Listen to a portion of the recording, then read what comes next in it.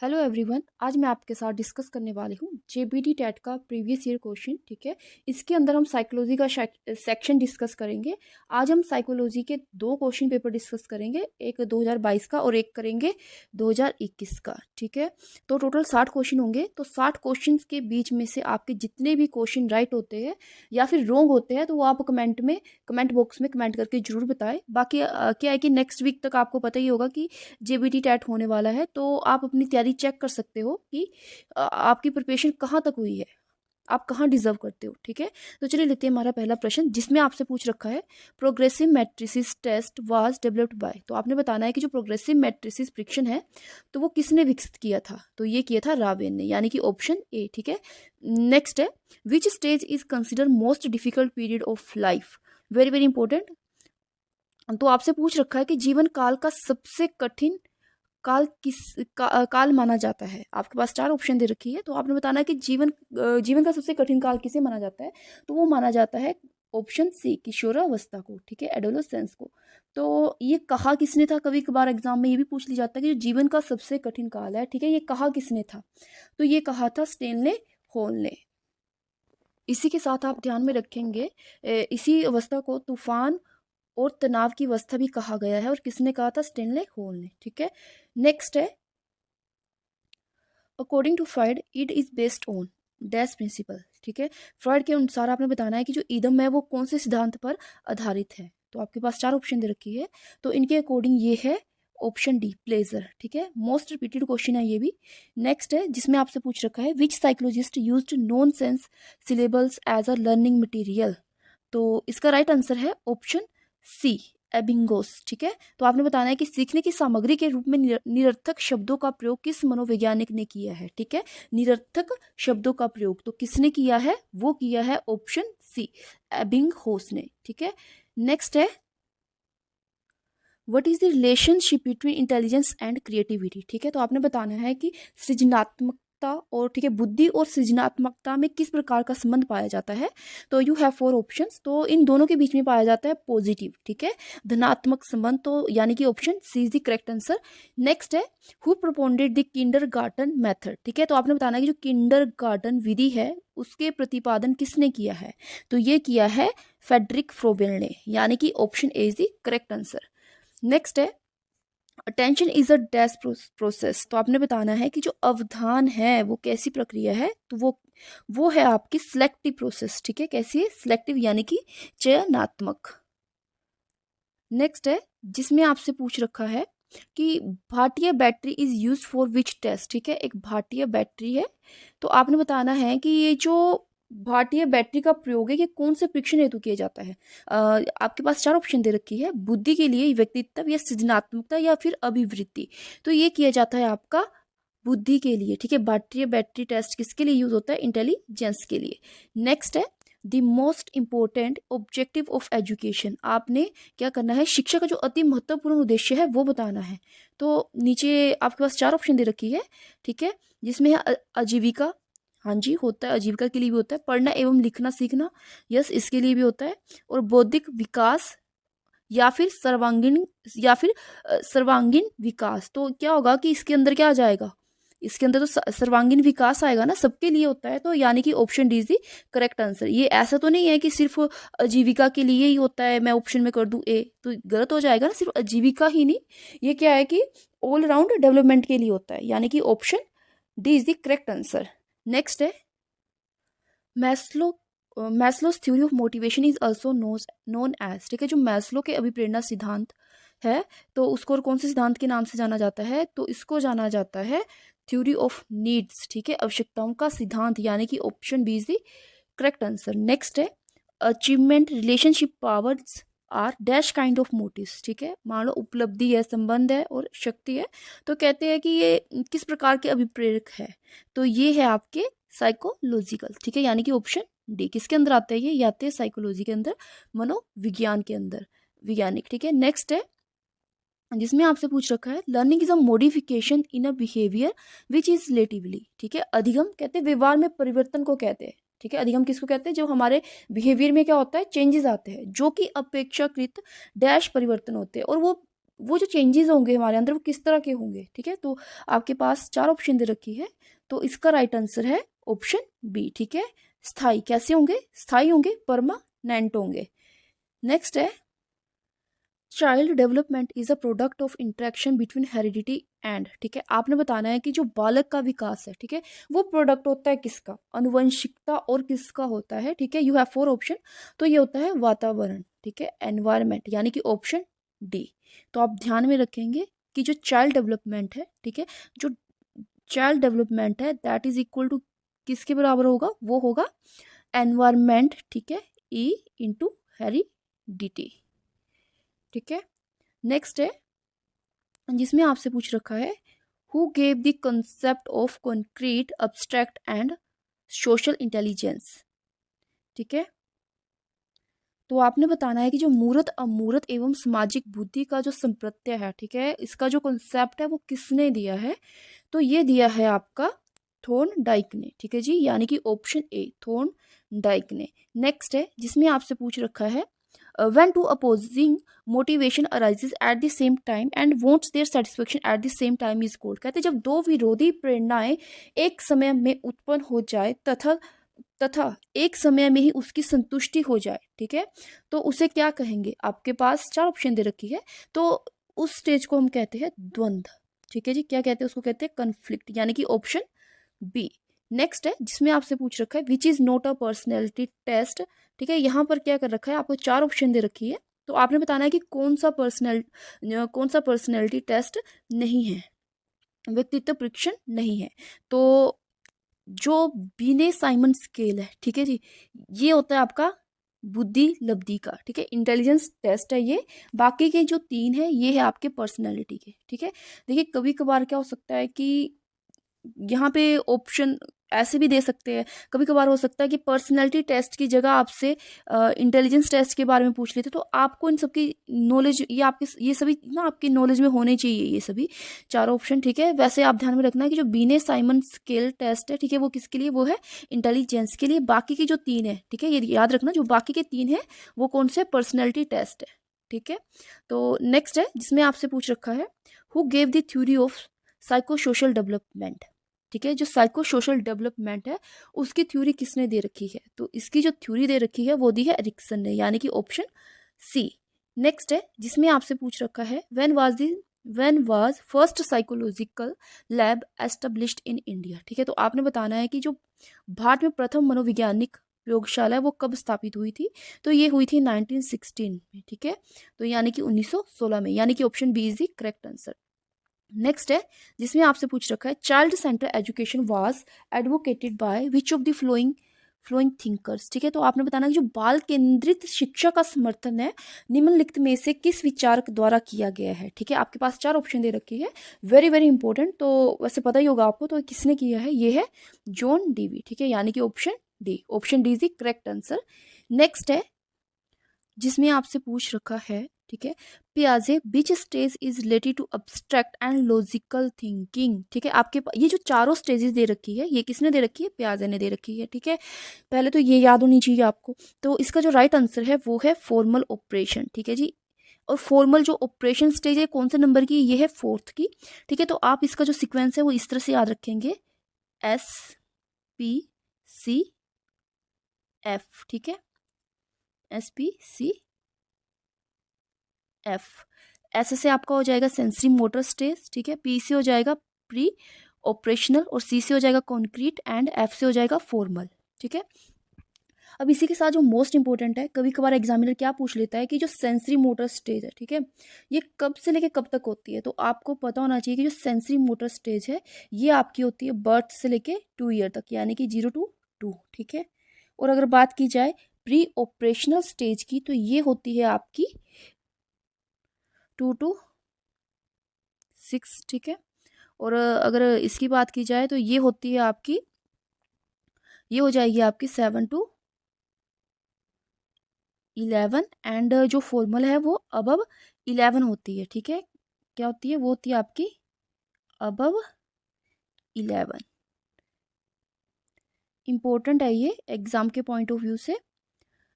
Next है जिसमें आपसे पूछ रखा है, पहले इसका क्या था, इसका था ऑप्शन सी। ठीक है, नेक्स्ट में पूछ रखा है, कहते हैं a child of 16 year score 75 in IQ test, his mental age will be dash years. ठीक है, तो आपने बताना है कि जो 16 वर्ष का एक बच्चा है उसकी जो बुद्धि लब्धि परीक्षण में 75 प्राप्त करता है और उसकी मानसिक आयु क्या होगी। तो आपने उसकी मेंटल एज निकालनी है। ठीक है, इसके लिए पहले एक फॉर्मूला होता है, तो वो आप देख लीजिए। वो क्या होता है, वो होता है IQ, intelligent quotient, is equal to mental age divided by chronicle age into 100। ठीक है, तो देखिए यहाँ पे क्या करना है, आपने वैल्यू पुट कर देनी है, जो आप कर देनी है जो आपको दे रखी है। अगर आप यहाँ पे ध्यान से देखोगे तो जब बुद्धि लब्धि परीक्षण बोला है तो उसके IQ कितना दे रखा है, 75 दे रखा है आपको IQ। तो हम यहाँ पर 75 भर देंगे। ठीक है, 75 is equal to mental age आपने क्या करनी है, मेंटल एज आपने निकालनी है ना। तो mental age as it is लिख दोगे आप। और क्रोनिकल एज की अगर बात की जाए तो क्रोनिकल एज कितनी दे रखी है क्वेश्चन में, 16 वर्ष। ठीक है, 16 का है ना, और इंटू 100। पहले आप इसको सोल्व कर लो। ठीक है, तो अगर मैं इसको 2 से डिवाइड करूँ तो यहाँ कितना आ जाएगा 8, और यहाँ पे आ जाएगा 50। फिर अगर मैं मेंटल एज इधर ही रहने दूँ तो इक्वल टू क्या आ जाएगा, 75 मल्टीप्लाई में चला जाएगा आपका 8। ठीक है, डिवाइड में चला गया आपका 50। आप 5 से डिवाइड कर सकते हो ना इसको, 5 के टेबल से कट रहे हैं ना ये। तो यहाँ पर आ जाएगा 10, और यहाँ पर आ जाएगा आपका 5 1 ज़ा 5, और 5 5 ज़ा 25, यानी कि 15। अभी फिर से कट रहा है ना 5 से, तो कितना आ जाएगा यहाँ पे 2, एंड यहाँ पे 3 है ना। फिर से कट गया तो कितना आ गया, मतलब 2 1 ज़ा 2, और यहाँ पे आ गया 4। तो हमारे पास क्या बचा मेंटल एज के लिए, हमारे पास बचा 3 इंटू 4 इज इक्वल टू 12। ठीक है, तो जो आपके पास मेंटल एज आई वो कितनी आ गई, 12। अगर आपने ये कैलकुलेट करना है तो प्लीज़ इसको खुद कैलकुलेट कीजिए, कॉपी पेन लेकर के, तो आपको बड़ा इजी लगेगा ये करने में। ठीक है, तो इसका राइट आंसर आया हमारे पास ऑप्शन सी। ठीक है, 12 ईयर्स, 12 वर्ष। नेक्स्ट है जिसमें आपसे पूछ रखा है which of the flowing evaluation comes in continuous and comprehensive evaluation. तो आपने बताना है कि कौन सा मूल्यांकन सतत एवं व्यापक मूल्यांकन में आता है। तो यू हैव 4 ऑप्शन। तो क्या इसमें ओनली फॉर्मेटिव आएगा या फिर ओनली समेटिव आएगा, नहीं, ये तो बिल्कुल ही गलत है। ठीक है, फिर कहता है नाइदर फॉर्मेटिव नाइदर समेटिव, ये तो और भी ज़्यादा गलत है ना। तो इसमें तो क्या होता है, इसमें फॉर्मेटिव भी आता है और समेटिव भी आता है, यानी कि option D is the correct answer. ठीक है, नेक्स्ट है ट्रेट्स ऑफ गिफ्टेड स्टूडेंट। तो आपने बताना कि जो प्रतिभाशाली विद्यार्थी होते हैं उनका गुण क्या होता है। ठीक है, तो देखो इसमें आपके पास दे रखा है कि क्या वो क्या करते हैं, सामान्य बुद्धि का अधिक प्रयोग करते हैं, बिल्कुल। विषय वस्तु को समझने में विश्वास रखते हैं, बिल्कुल। मौलिक चिंतन करने की प्रवृत्ति होती है, हाँ जी होती है। तो इसका मतलब इसका राइट आंसर वो ऑप्शन डी। ठीक है, उपरोक्त सभी, तो 4 ऑप्शन के इसकी बिल्कुल करेक्ट है। नेक्स्ट है which one of the following is primary agency of socialisation. ठीक है, तो आपने बताना है कि निम्नलिखित में से कौन सी समाजीकरण की एक प्रमुख संस्था है। आपके पास 4 ऑप्शन दे रखी है। तो जो समाजीकरण की, ठीक है, प्रमुख संस्था है या फिर जो प्राइमरी नंबर पे आती है, फर्स्ट नंबर पे आती है, वो है आपका परिवार। ठीक है, और सेकेंडरी होता है स्कूल। तो इसका राइट आंसर हो गया ऑप्शन डी। नेक्स्ट है a teacher makes use of variety of tasks to cater to the different learning style of her learners she is influenced by। ठीक है, तो एक जो शिक्षिका है वो अपने शिक्षार्थियों के लिए विभिन्न अधिगम शैलियों को ध्यान में रखते हुए विभिन्न प्रकार के कार्यों का उपयोग करती है, तो वह प्रभावित है। तो वो बताना है कि वो टीचर मतलब प्रभावित है, तो किससे किससे प्रभावित है। ठीक है, गार्डनर मल्टीपल इंटेलिजेंस थ्योरी से है, या फिर कोलबर्ग मोरल डेवलपमेंट थ्योरी से, या फिर वाइगोत्स्की सोशल कल्चरल थ्योरी से है, या फिर नन ऑफ दी अबव। तो इसका जो राइट आंसर है वो है ऑप्शन ए। ठीक है, गार्डनर के बहुबुद्धि सिद्धांत से, यानी कि option A is the correct answer. Next है on which development is Jean पियाजे theory of child development based. तो आपने बताना है कि जो जीन पियाजे का बाल विकास का सिद्धांत है वो किसके विकास पर आधारित है। तो ये आधारित है आपका कॉग्निटिव डेवलपमेंट, यानी कि ऑप्शन बी। ठीक है, नेक्स्ट है development is a dash process. ठीक है, तो जो विकास है वह कैसी प्रक्रिया है, तो ये एक निरंतर प्रक्रिया है, यानी कि ऑप्शन बी। ठीक है, option B is the correct answer, सतत। नेक्स्ट है to write down the behaviour that happens on the spot in the order is called. ठीक है, मौके पर घट रहे व्यवहारों को उसी के क्रम में लिखना। ठीक है, तो उसको क्या कहा जाता है, उसको कहा जाता है आपके पास यानी कि ऑप्शन सी, नरेटिव्स, विवरणात्मक कथाएं। नेक्स्ट है experiment is a method of testing, प्रयोग डैश के परीक्षण के लिए एक विधि है, तो ये है हाइपोथेसिस। ठीक है, यानी कि ऑप्शन बी, परिकल्पना। नेक्स्ट है the learner, the learning process and the learning situation are main aspect of. ठीक है, तो आपने बताना है जो शिक्षार्थी अधिगम की प्रक्रिया, वो सीखने की परिस्थितियां मुख्य पहलू है किसके। ठीक है, यू हैव 4 ऑप्शन, तो इसका राइट आंसर है ऑप्शन डी। ठीक है, एजुकेशन साइकोलॉजी किसके अंदर आता है, ये आता है एजुकेशन साइकोलॉजी। नेक्स्ट है जिसमें आपसे पूछ रखा है which of the following is not a type of intelligence as proposed by Gardner. ठीक है, निम्नलिखित में से कौन सी गार्डनर द्वारा दिए गए बुद्धि का एक प्रकार नहीं है। यहाँ पर आपके पास 4 ऑप्शन दे रखी है, तो यहाँ पर जो क्रिएटिव इंटेलिजेंस है ना, ठीक है, इसकी बात गार्डनर नहीं करते। ठीक है, इसकी बात गार्डनर नहीं करते। गार्डनर ने अपनी मल्टीपल इंटेलिजेंस थ्योरी के अंदर 8 तरह की इंटेलिजेंस की बात कर रखी है, जिनमें से विजुअल स्पेशियल हो गया, लिंग्विस्टिक वर्बल हो गया, इंटरपर्सनल हो गया, इंट्रापर्सनल हो गया, लॉजिकल मैथमेटिकल हो गया, म्यूजिकल हो गया, और बोर्डली काइनेस्थेटिक हो गया, या फिर नेचुरलिस्टिक हो गया। ठीक है, तो ये 8 तरह की मल्टीपल इंटेलिजेंसेस है जिनकी बात करते हैं गार्डनर। नेक्स्ट है जिसमें आपसे पूछ रखा है who stated learning is the process of development. ठीक है, तो किसका कथन है ये कि जो सीखना है वो विकास की प्रक्रिया है, तो ये कथन है वुडवर्थ का, यानी कि option A is the right answer. Next है according to dash we face a specific psychosocial dilemma at each stages of life. ठीक है, तो आपने बताना है कि किसके अनुसार, ठीक है, किसके अनुसार हम जीवन की प्रत्येक अवस्था में एक विशेष मनोसामाजिक दुविधा का सामना करते हैं, तो ये है एरिक एरिक्सन। ठीक है, किसके अनुसार, एरिक एरिक्सन के अनुसार, यानी कि ऑप्शन बी। नेक्स्ट है जिसमें आपसे पूछ रखा है modelling is the concept given by. ठीक है, जो मॉडलिंग का कॉन्सेप्ट है वो किसने दिया है, तो ये दिया है अल्बर्ट बेंडूरा ने। ठीक है, यानी कि option A is the correct answer. Next है which of the following is not a example of acquired motive. तो आपके पास 4 ऑप्शन दे रखे हैं, तो आपने बताना है कि कौन सा अर्जित प्रेरक नहीं है, एक्वायर्ड मोटिव नहीं है, तो इसका राइट आंसर है ऑप्शन डी। ठीक है जी, ऑप्शन डी, भूख। नेक्स्ट है अकॉर्डिंग टू पियाजे a child between 2 to 7 years is in the dash stage of cognitive development।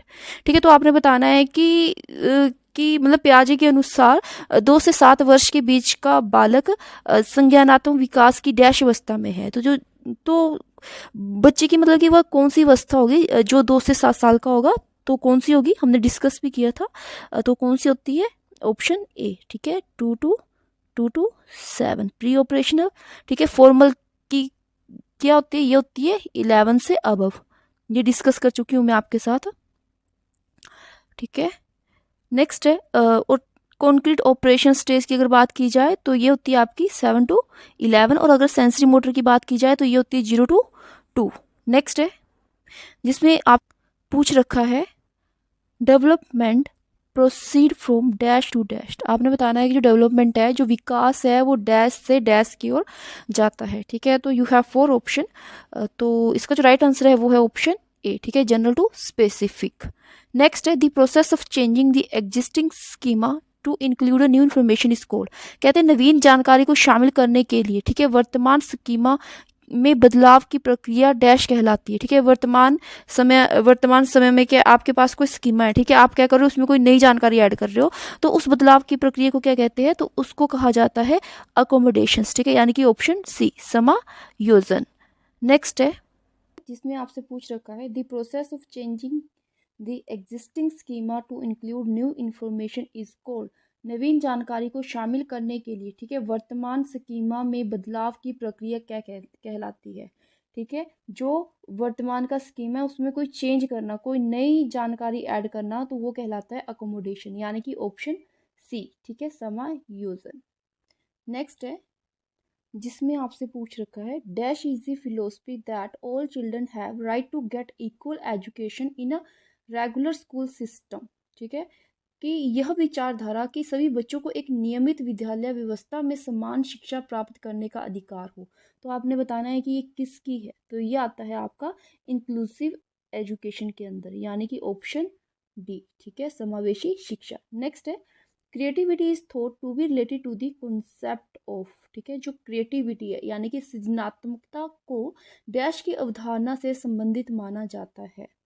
तो आपके पास चार ऑप्शन दे रखी है। देखिए जो क्रिएटिविटी है वो जुड़ी है आपकी डाइवर्जेंट इंटेलिजेंस से। ठीक है, यानी कि ऑप्शन सी विविध बुद्धि। ठीक है, किससे जुड़ी है? डाइवर्जेंट इंटेलिजेंस से।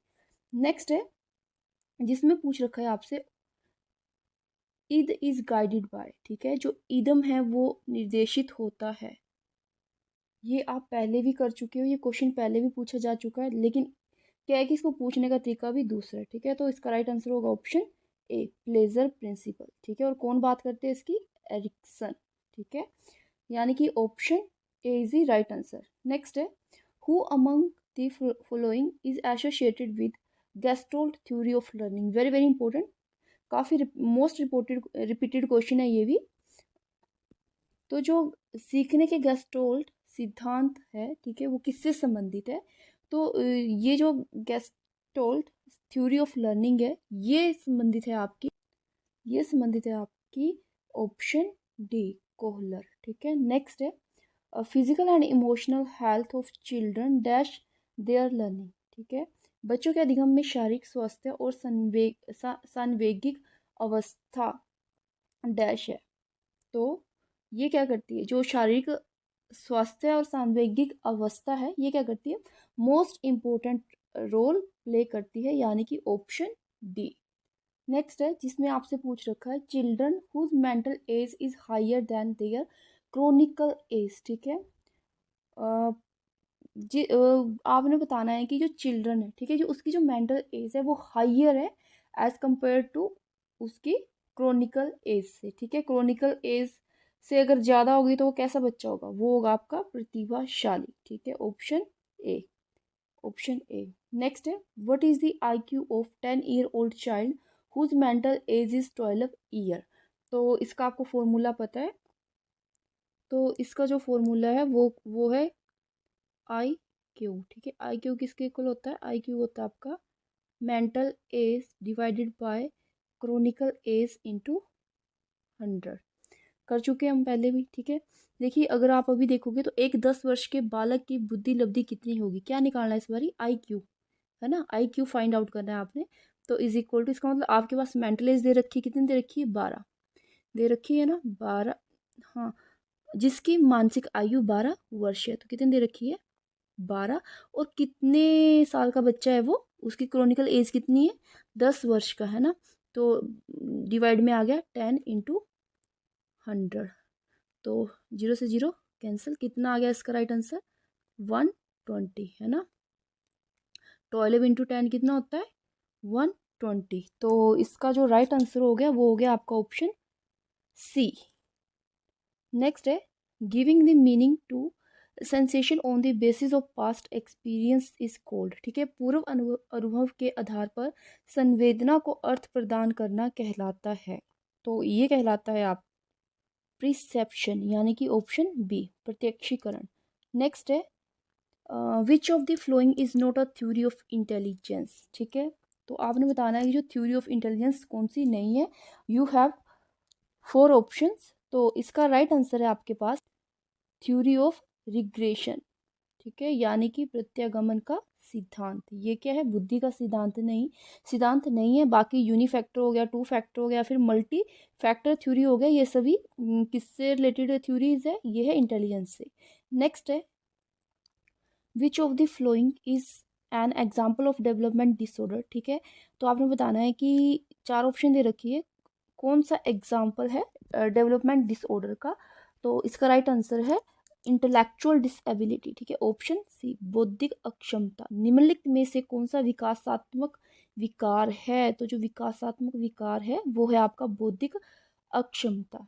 नेक्स्ट है according to classification of personality of Jung, ठीक है, under which category do the person having lonely, timid, idealistic and self centred nature falls, ठीक है, एकांत प्रिय, संकोची, आदर्शवादी तथा आत्मघात दृष्टिकोण वाले व्यक्ति जुंग के अनुसार दिए गए व्यक्तित्व के वर्गीकरण के किस वर्ग में आते हैं? तो इसका राइट आंसर है इंट्रोवर्ट, ठीक है। किस में आते हैं इस तरह के पर्सन? इंट्रोवर्ट, ठीक है, जो इंट्रोवर्ट पर्सन होते हैं, जो जो किसी के साथ ज़्यादा बात नहीं करते, थोड़े शांत से रहते हैं, ठीक है। नेक्स्ट है गेस्टोल्ट मीन्स, वेरी वेरी इंपॉर्टेंट। गेस्टोल्ट का मीनिंग क्या है? काफ़ी बारी पूछा गया है ये। तो इसका राइट आंसर है ऑप्शन ए, ठीक है, एज अ होल। नेक्स्ट है which of the following is an example of secondary socialising agency. Primary कौन सी होती है? प्राइमरी के अंदर आ जाता है आपका फैमिली, है ना, प्राइमरी बताया था, और मैंने आपको सेकेंडरी भी बताया था। तो सेकेंडरी के अंदर आएगा आपका क्या क्या आएगा? अच्छा, यहाँ पे देखो ध्यान से, फैमिली और नेबरहुड। देखो नेबरहुड तो सेकेंडरी है, नहीं बनी ना बात। फैमिली और मीडिया, मीडिया फिर से, सॉरी, सेकेंडरी नहीं बोला जाएगा। देखो यहाँ पे हो क्या रहा है कि जो फैमिली फैमिली बोल दिया ना इसने, फैमिली तो क्या है? प्राइमरी है, तो ये गलत हो गया। बाकी बेशक सेकेंडरी थे, बट फैमिली के साथ क्या हो गया? फैमिली है तो ये प्राइमरी हो गया, ठीक है। अब यहाँ पे स्कूल एंड मीडिया, देखिए स्कूल कैसा है? सेकेंडरी, और मीडिया भी कैसा है आपका? सेकेंडरी है। तो इसका जो राइट आंसर होगा वो होगा ऑप्शन सी, ठीक है। नेक्स्ट है Aman always think of multiple solutions to a problem, many of which are original solution. Aman is displaying characters of an, ठीक है। अमन हमेशा समस्या के एकाधिक समाधान के बारे में सोचता है, ठीक है। मान लो कोई एक सिचुएशन आ गई, कोई एक प्रॉब्लम आ गई, तो वो क्या करता है? उसके कई सोल्यूशन के बारे में सोचता है। तो इनमें से काफ़ी समाधान मौलिक होते हैं। अमन किन गुणों को प्रदर्शित कर रहा है? तो आपने बताना है कि उसके अंदर ऐसा कौन सा गुण है, ठीक है। तो अगर तो देखो यहाँ पे डाइवर्जेंट दे रखा होता तो इसका आंसर डाइवर्जेंट हो जाता, ठीक है। अभी कन्वर्जेंट तो नहीं हो सकता ना, ये तो गलत है। और रिजिट हो गया, नहीं। Egocentric, no. तो इसका राइट आंसर होगा ऑप्शन ए, ठीक है। क्रिएटिव थिंकर कैसा है वो? सृजनात्मक चिंतक। नेक्स्ट है which of the flowing factor affect learning. तो आपने बताना है कि कौन सा फैक्टर है जो क्या करता है? हमारी लर्निंग को इफेक्ट करता है। तो interest of the student, yes करेगा ना, बच्चे को इंटरेस्ट है पढ़ने में या नहीं। Emotional health of the student, emotions किस तरह के उसके। Social and cultural context of the student, तो ये तीनों ही क्या करते हैं? अफेक्ट करते हैं। तो इसका राइट आंसर हो जाएगा ऑप्शन डी, ठीक है, all of the above. Next है sequence of development among children from birth to adolescence. तो आपने बताना है कि निम्नलिखित में कि जन्म से किशोरावस्था तक बच्चों के विकास किस क्रम में होता है, ठीक है। तो किस क्रम में होता है? देखो पहले होता है कैसा? पहले होता है उसके अंदर सेंसरी, है ना, पढ़ा था ना, सेंसरी, फिर आएगा कॉन्क्रीट, फिर आएगा अब्स्ट्रैक्ट, यानी कि ऑप्शन बी संवेदिक, मूर्त, और मूर्त के बाद फिर वो अमूर्त की ओर, ठीक है। नेक्स्ट है according to dash it is important to understand the social process and influence of the culture context on the children's thinking. Dash के अनुसार बच्चों के चिंतन के बारे में सामाजिक प्रक्रियाओं तथा सांस्कृतिक संदर्भ के प्रभाव को समझना आवश्यक है। तो ये बात करते हैं कौन? लेव वाइगोत्स्की, ठीक है, ऑप्शन सी। नेक्स्ट है जिसमें आपसे पूछ रखा है as per Howard Gardner theory of multiple intelligence, ठीक है। पहले तो थ्योरी ऑफ मल्टीपल इंटेलिजेंस दी किसने? हार्वर्ड गार्डनर ने, ठीक है। What would be the characteristic of a person with logical mathematical intelligence. तो आपने बताना है कि उनके अकॉर्डिंग लॉजिकल मैथमेटिक्स इंटेलिजेंस जिस भी पर्सन के अंदर होगी, तो उसके अंदर ऐसे कौन सी कैरेक्टरिस्टिक्स होगी, ठीक है, अकॉर्डिंग टू हार्वर्ड गार्डनर। तो हार्वर्ड गार्डनर के बहुबुद्धि सिद्धांत के अनुसार तार्किक गणितीय बुद्धि वाले व्यक्ति की क्या विशेषताएं हो सकती है, ठीक है। तो इसका जो राइट आंसर है वो है आपके पास ऑप्शन डी। इनके अकॉर्डिंग क्या होगा? Sensitivity to and capacity to detect pattern, handle and long chain of reasoning, ठीक है। तो पैटर्न को खोजने एवं तर्क की लंबी श्रृंखला को हल करने की क्षमता और संवेदनशीलता होगी, ठीक है, ऐसे पर्सन के अंदर, जो लॉजिकल मैथमेटिकल इंटेलिजेंस जिस पर्सन के अंदर पाई जाएगी, ठीक है। नेक्स्ट है the process by which children development habits skill values and motives that makes them responsible productive members of society is called। ठीक है, वह प्रक्रिया जिसके द्वारा बच्चे आदतों कौशलों मूल्यों तथा अभिप्रेरणा को विकसित करते हैं और जो उन्हें समाज का जिम्मेदार सदस्य बनाती है, उसे क्या कहा जाता है?